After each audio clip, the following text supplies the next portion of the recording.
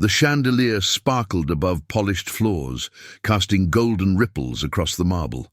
The room fell quiet as a small boy, no older than 5, wandered past glittering gowns and murmured to the man in the center of it all, "Daddy, will you play with me after dinner?" Glasses froze mid-toast, conversations died mid-sentence, and Rachel, still holding a silver tray, felt her knees weaken as the impossible moment unfolded before everyone's eyes. Rachel Carter stood frozen near the edge of the room, her hands trembling around the tray she almost dropped. The boy, her son, had just said the word she spent 5 years dreading he would say out loud. "Daddy." He said it with a smile, with certainty, and in front of dozens of people who lived in a world she was never meant to touch. Daniel Whitmore, billionaire, powerful, untouchable, stared at the boy as if he'd seen a ghost. No one laughed. No one spoke. Only Rachel knew the weight behind that word. Only she knew what had happened 5 years ago, and only she had carried the truth since. She had spent her life cleaning the corners of that mansion, trying to stay invisible. But now, her past had walked straight into the light. This is the story of how she survived silence, protected her son, and uncovered something no one ever expected. But that night, she had no idea what was coming. Rachel Carter had learned early how to disappear. Born in a small town in Alabama, she was the middle of 3 children, raised by a mother who cleaned offices and took night shifts to keep food on the table. Rachel knew what survival looked like. It wore second-hand shoes and packed leftovers into old jars.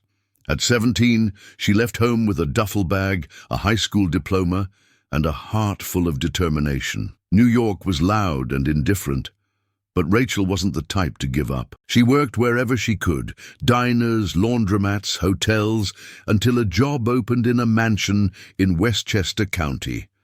The estate was owned by Daniel Whitmore, the pharmaceutical tycoon.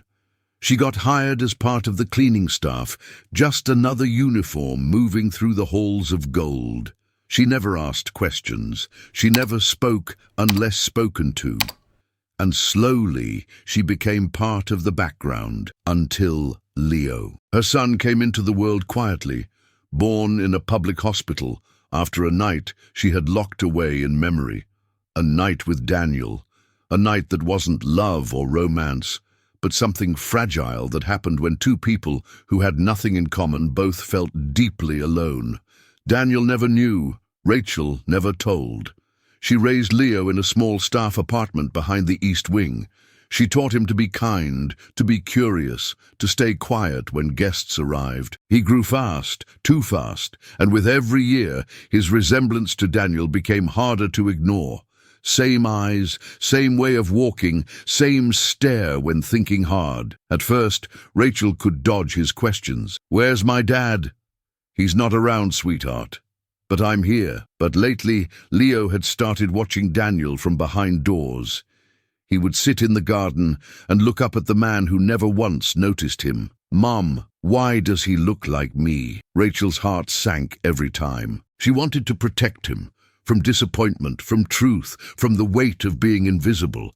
But children see what we try to hide, and one day he whispered, "I think he's my dad." She didn't know what to say, but something inside her began to shift, and it was in that silence that everything began to unravel. All Rachel ever wanted was for Leo to have a better life than hers.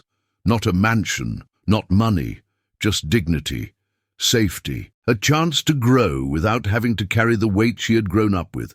She worked tirelessly to give him that. Every dollar went to food, clothes, and crayons.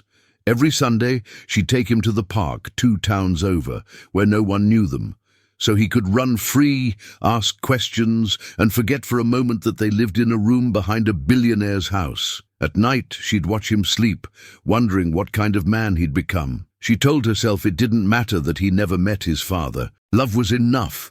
Her love had to be enough, but love doesn't erase truth. Leo was getting older and more observant.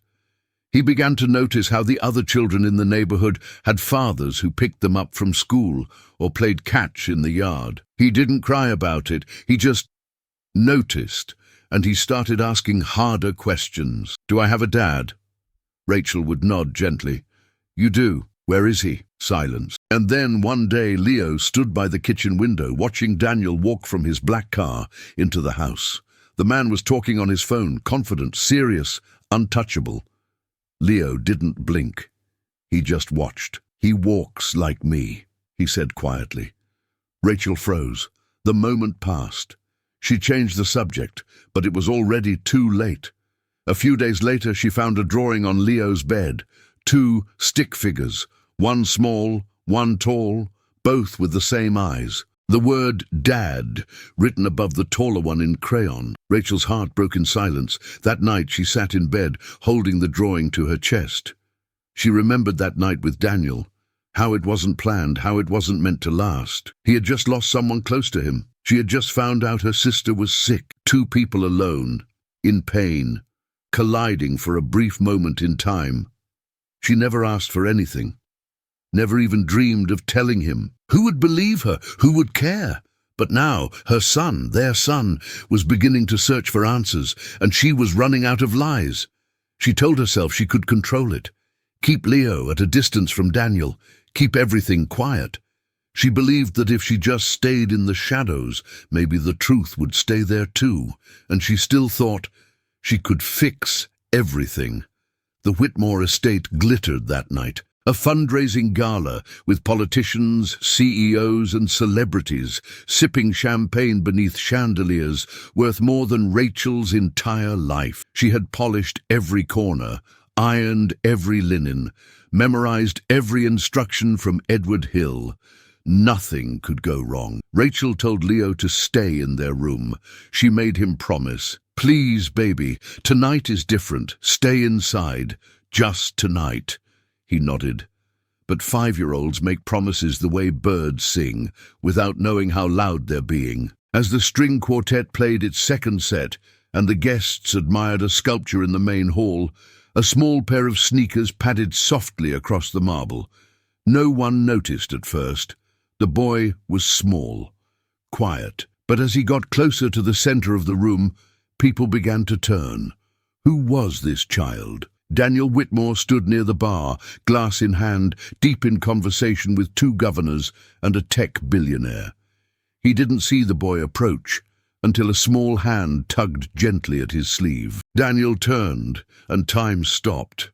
"Daddy," Leo said, smiling up at him, "will you play with me after dinner?" The silence was instant and brutal. Dozens of eyes turned. Gasps followed. Someone dropped a glass. The shatter echoed like thunder in a room that had gone cold. Rachel, standing at the far side of the hall, saw everything. The tray in her hands trembled, her knees locked, her throat closed. Daniel stared down at Leo, expression unreadable. "I'm sorry, sir." Rachel's voice cracked as she rushed across the room. "He doesn't know what he's saying. Please, he's just a child." Daniel stepped back, confusion hardening into something sharper. "Who is this boy?" he asked, eyes on Leo, but voice sharp like a blade. Rachel reached them breathless. "He's my son." Daniel turned slowly to face her. "Your son?" "Yes," she whispered, barely audible. "His name is Leo." Someone chuckled in the back. A cruel, muffled laugh that sparked more. "Is this some kind of joke?" Daniel snapped. "You bring your child into my home, into my event, and teach him to call me his father?" "No, I didn't. I swear I never told him that." "Then why would he say it?" Daniel's voice was louder now. Leo flinched. Rachel dropped to her knees and hugged her son protectively. "I'm so sorry. He's just a little boy. He meant no harm." But Daniel didn't respond. His eyes locked onto hers, and for the first time in years, he truly saw her. A memory flickered, a night forgotten, a connection buried. He opened his mouth and then closed it. Rachel stood slowly, her voice shaking. "We'll go. I'll take him back. Please." Daniel finally spoke, his voice low and cold. "Do that." Rachel took Leo's hand and began to walk away, feeling the burn of judgment on every inch of her skin. The room whispered, laughed, watched. As they reached the service corridor, Leo looked up. "Mom." Why did he look at me like that? Did I do something bad? Rachel stopped. Kneeling down, she brushed the hair from his forehead and cupped his face with trembling hands. No, sweetheart, you did nothing wrong. Then why did he say he's not my dad? Her voice cracked. Because he doesn't know who you really are. Leo's eyes filled with tears, but he didn't cry. He just nodded, like a soldier accepting orders he didn't understand. That night, Rachel sat on the edge of their small bed, watching him sleep. Her Trey uniform still stained from the party, her hands still shaking, her chest aching. The secret was no longer hers alone. It had exploded right in front of the man she'd hidden it from the most, and now she didn't know what would come next. But something had changed forever. And you? Have you ever carried a truth too heavy to say out loud, because you were afraid of what it might destroy? Tell me in the comments. Sometimes your story is exactly what someone else needs to hear, to feel less alone, to believe they're not the only one holding everything together in silence. The next morning, Leo was silent. He didn't run to the window like he usually did. He didn't ask about breakfast. He sat on the edge of his small bed, holding a crayon without drawing anything. Rachel watched him from the kitchenette, her heart cracking with every minute of silence. She tried to smile. Want to go to the park later? Just us? He shrugged. It was the shrug that broke her. She sat beside him, the mattress dipping under their weight. Leo, she whispered. I know last night was confusing. He nodded, eyes still on the crayon. I should have told you more. I thought I was protecting you. I thought if I just worked hard enough, loved you enough, maybe you wouldn't need to know. Finally, he looked up. Mom, he said I wasn't his. But I feel like I am. Rachel couldn't breathe for a moment. She placed a hand on his cheek. You are the bravest boy I've ever known. Then why don't he see me? She didn't have an answer, not one that wouldn't make the pain worse. That night, after Leo fell asleep, Rachel opened a small wooden box she kept in the top of her closet. Inside was a single photo, faded and bent. It showed her standing next to Daniel 5 years ago during a staff celebration in the garden. He had his arm around her shoulder. They were both smiling. It was the only proof she had that he had once looked at her like she existed. She hadn't looked at that photo in years. Her hands trembled as she held it. So much had changed, but something inside her hadn't. Maybe she couldn't fix the past. Maybe she couldn't erase what happened at the gala, but she could do one thing. She could stop hiding. She didn't know how he'd react. Maybe he'd deny everything. Maybe he'd fire her. Maybe he'd hate her.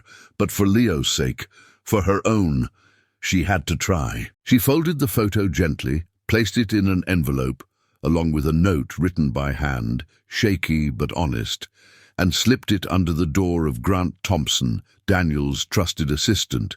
She didn't know if it would make a difference, but for the first time in 5 years, she wanted to hope. The envelope sat on Grant Thompson's desk for nearly a full day.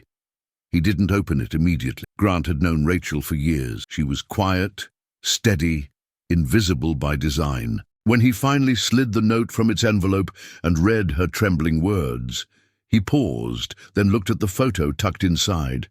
He froze. Daniel Whitmore, 5 years younger, with an arm around Rachel Carter and a smile that rarely made it into the press.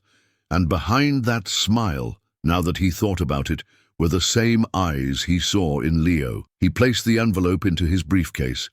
That afternoon, as Daniel reviewed contracts in his study, Grant knocked once, then stepped in. There's something I think you should see. Daniel raised an eyebrow. Grant handed him the envelope without a word. Daniel read the letter, looked at the photo, then sat back slowly, as if the wind had been knocked out of him. You knew about this? He asked. No, Grant replied, but I suspected something after the gala. Daniel didn't say a word. He stared at the photo for a long time. The next morning, Rachel noticed something strange. Daniel didn't walk past her like usual. He paused, met her eyes. For the first time in years, neither of them spoke. Later that week, Leo found a small box on their doorstep. Inside was a set of brand new drawing supplies and a note, unsigned. Keep creating. Rachel knew that handwriting. Rachel sat on the edge of her bed that night, the box of crayons beside her. Could this mean something? A start? Or was it just a gesture? A way for Daniel to soothe his conscience and move on? She didn't know. And that uncertainty terrified her. She thought about quitting, leaving before he changed his mind, but then she remembered Leo's face when he opened the box. That pure joy, untouched by fear. She couldn't take that away. But still, what if Daniel didn't truly want to be a father? What if he saw them as a threat? What if this little moment of kindness was all there would ever be? Rachel wrestled with every fear she had carried for years. Meanwhile, in another wing of the mansion, Daniel sat alone in his study, the photo still on the desk. He stared at the boy's eyes, his eyes. He remembered that night with Rachel, not just the pain, not just the whiskey, but the truth of it. He had felt seen by her, and now there was a child with his face, who had called him Daddy in front of the world. A part of him wanted to run from it, hide behind his success, ignore it like it never happened, but he couldn't. For the first time in his life, he wasn't thinking about his company or his image. He was thinking about a 5-year-old boy and a woman who had never asked for anything. And that scared him more than any boardroom ever had. The next morning, Rachel was scrubbing the marble near the front entrance when a voice broke her concentration. "Rachel," she turned. It was Grant. "Mr. Whitmore would like to speak with you." "In his office. Now." Rachel stood slowly. Her hands were wet, her heart even more. She wiped her palms on her apron, took a breath, and walked toward the conversation that would change everything.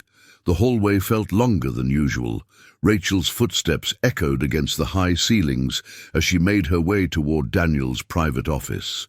She had cleaned that room 100 times, always careful never to leave fingerprints on the polished desk. Now she was walking in to leave something much heavier. When Grant opened the door, Daniel was already standing, his suit jacket off, sleeves rolled to his elbows, a look on his face Rachel couldn't read. He didn't ask her to sit.